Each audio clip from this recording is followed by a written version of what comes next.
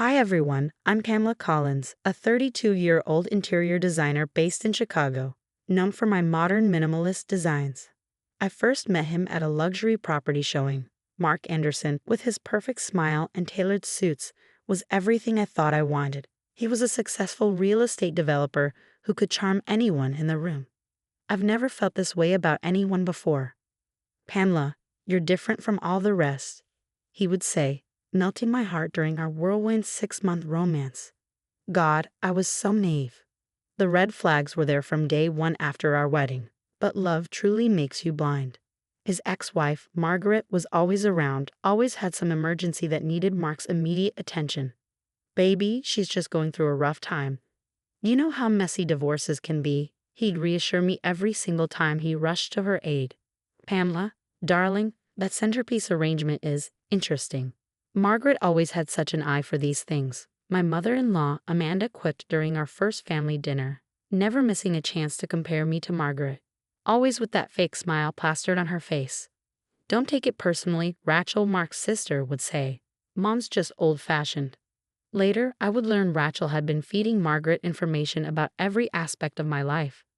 Thank God for my best friend, Megan. Something's not adding up, Pamela. The way they operate, it's like a well-oiled machine designed to break you down. Megan, being a private investigator, noticed things others missed. Mark still has joint accounts with Margaret. That's not normal for divorced couples, she pointed out, her words echoing in my head when I discovered their shared credit cards.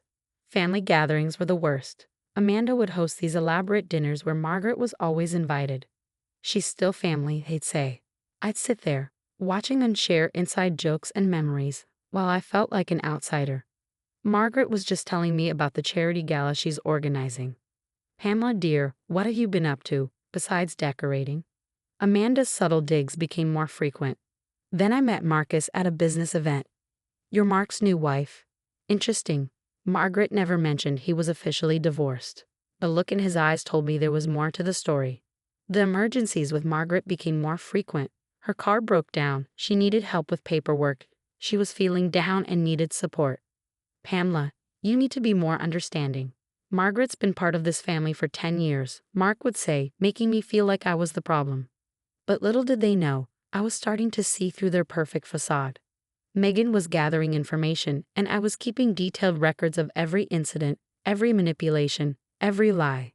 They thought they had me cornered, playing the role of the naive new wife, but they had no idea what was coming. Could you bring us some more tea, sweetie? Amanda's voice dripped with fake sweetness. I walked into the living room, tea tray in hand, and froze. There was Margaret, standing in my wedding dress.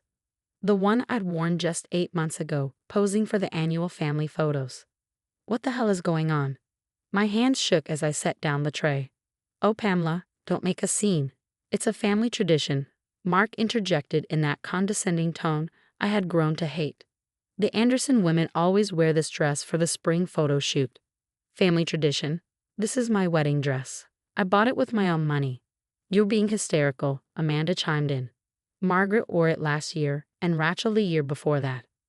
Last year? You weren't even divorced then. The room went silent. Rachel quickly grabbed her phone, probably texting Margaret updates about my meltdown.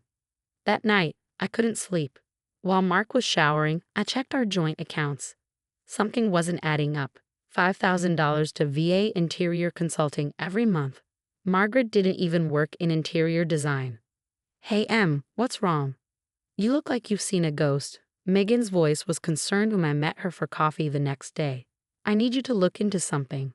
Mark has been making regular payments to a company I've never heard of. Already on it. And Pamela, there's something else. His business dealings are sketchy. Like really sketchy. That evening, Mark's phone buzzed while he was in the shower. A message from Margaret popped up. Miss you, baby. Thanks for handling the dress situation. Your wife's face was priceless. My hands trembled as I scrolled through their conversation.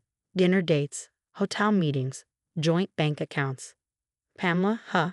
You seem stressed lately. Perhaps this business of yours is too much to handle. Amanda's comment at Sunday dinner made Rachel snicker. I'm just worried about her, Rachel said later, hugging me. You know you can tell me anything. The same Rachel who had been forwarding my private texts to Margaret. I discovered credit card statements in Mark's office, Margaret's shopping sprees, spa treatments, even her rent, all paid for by my husband. Marriage is about trust, Pamela. Why are you going through my things? Mark caught me with the statements. Trust? Like paying your ex-wife's bills behind my back. She's going through a rough patch. You're making something out of nothing. Nothing. Like the hotel charges on your card when you were supposedly at business meetings. You're paranoid. This is exactly what happened with your last relationship. You always create problems where there aren't any. He was trying to make me doubt myself. But I wasn't that naive anymore. I've been documenting everything, the secret payments, the manipulative texts, the gaslighting. You should be grateful, Amanda said at yet another family dinner. Mark is such a caring man, helping Margaret through hard times. Most wives would appreciate such compassion. I smiled and played along, letting them think they were winning. But with every revelation, with every lie exposed, their perfect little world was on the brink of collapse. Megan's investigation was uncovering more dirt than I had ever imagined. They had no idea what was coming. You're not going to believe what I found, Megan said, spreading documents across her office desk. Those luxury developments Mark brags about, they're all shell companies. He's been taking investors' money and funneling it through fake construction projects. My hands trembled as I sifted through the paperwork, bank statements, wire transfers, fake contracts, all pointing to millions in fraud. But wait, there's more. Megan continued, pulling out another file. I found their divorce records, or should I say, the lack thereof. Pamela, Mark, and Margaret never legally divorced. Their paperwork was never filed. The room started spinning. So my marriage is technically invalid? They're still legally married. A sudden knock at the door made us both jump. It was Marcus, Margaret's ex. I've been trying to find the right time to tell you this, he said, settling into a chair. Margaret's been planning this for months. She never wanted the divorce. This whole thing, getting close to your family, playing the victim, it's all been a scheme to get back into the Anderson fortune. The Anderson fortune might not exist much longer. Megan interjected, pulling up more documents. Mark has been embezzling from Amanda's family trust. Millions transferred to offshore accounts, and guess who's been helping him? Rachel. Her signature is all over the paperwork. My sister-in-law wasn't just a spy, she was neck-deep in the fraud. The property sale in Dubai, Marcus added. That was their big play. They convinced Amanda to invest her entire trust fund. I had been recording everything, every gaslighting conversation, every manipulation. Hidden cameras in the living room caught Mark and Margaret's secret meetings. My phone recorded Amanda's veiled threats. You're just confused, Pamela. Maybe you need to see someone about these paranoid delusions. And then Mark's voice played back from another recording. We need to get you out first, Megan insisted. I've already contacted my bank. We can move your assets to new accounts they can't access. That night, I quietly packed a go bag while Mark was at yet another business meeting. The hidden camera in our bedroom had caught him and Margaret there just last week. Everything's ready, I whispered to Megan on the phone. The cameras are set up in every room. I've backed up all the evidence to secure servers. The FBI is very interested in those real estate schemes, she replied. And the IRS has some questions about those offshore accounts. I acted normal at dinner with Amanda, who was as condescending as ever. These headaches must be so hard for you, Margaret, she cooed across the table. Thank goodness Mark is here to help. Of course, Mother. Pamela understands, don't you? Rachel smirked. I smiled back, thinking about the evidence I had of her forged signatures on trust documents. Absolutely. Family comes first, right? Later, I overheard Mark on the phone. Everything's set for the Dubai transfer once Mom signs those papers tomorrow. I slipped away to text Megan. It's time. Set everything in motion. They thought they had the perfect plan. The manipulative ex-wife, the controlling mother, the two-faced sister, and my fraud of a husband. But their house of cards was about to collapse, and I would be there to watch it burn. The next morning, I stood up in the middle of Amanda's meticulously planned family brunch. I've called this family meeting because I have something important to share. I stood at the head of Amanda's grand mahogany dining table, my hands steady for the first time in months. The whole family was there. Mark, Margaret, Amanda, and Rachel, all wearing their usual smug expressions. First, let me congratulate you, Margaret, on your 10-year wedding anniversary. I began, my voice steady and clear. I clicked a button, and their actual marriage certificate appeared on the projector screen behind me. Still legally married to Mark. I see.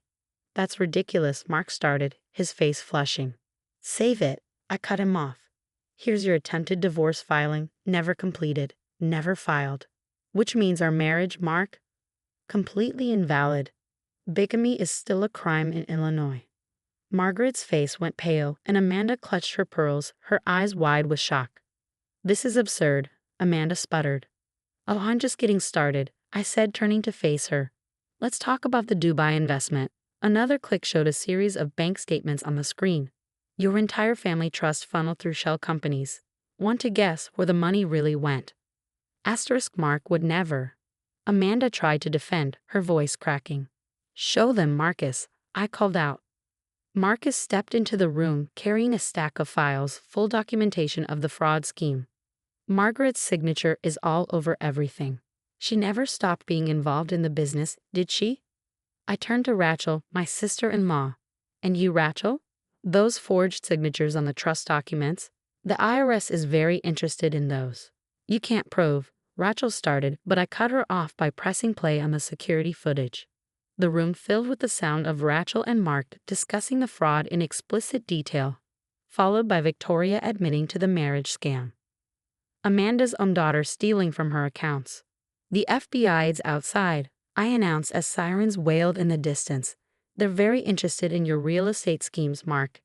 And the IRS is too. Pamela, honey, we can work this out, Mark said, trying to approach me. Like you worked out stealing my identity for business loans? That's federal fraud, by the way. Everything happened fast after that. The FBI stormed in, handcuffing Mark and Margaret.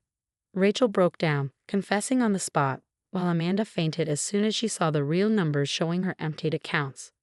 1 year later, I'm sipping champagne in my newly expanded design studio. My company, Phoenix Designs, just landed a contract with the Ritz-Carlton chain. The irony? I'm redesigning the same hotels Mark lost in the fraud investigation. Mark is now serving 15 years for multiple fraud charges. Margaret is facing separate charges for bigamy and investment fraud. Their mugshots made quite a splash in the society pages. Rachel lost her job at the investment firm and was barred from the industry. Last I heard, she's working retail. Amanda? She had to sell her mansion after losing everything to Mark's schemes. Now she's living in a modest condo, a far cry from her previous luxury lifestyle. As for me, I just made Forbes' 40 Under 40 list. My story of surviving fraud and building a successful business caught Hollywood's attention, and there's even talk of a movie deal. Sometimes I drive past Amanda's old mansion, now owned by a tech billionaire who hired me to redesign it. I think about that day I served tea while Margaret wore my wedding dress. They thought they were breaking me. Instead, they made me unstoppable. The best revenge isn't just success. It's watching karma deliver the justice they never thought would come. What would you have done if you caught your spouse's ex wearing your wedding dress?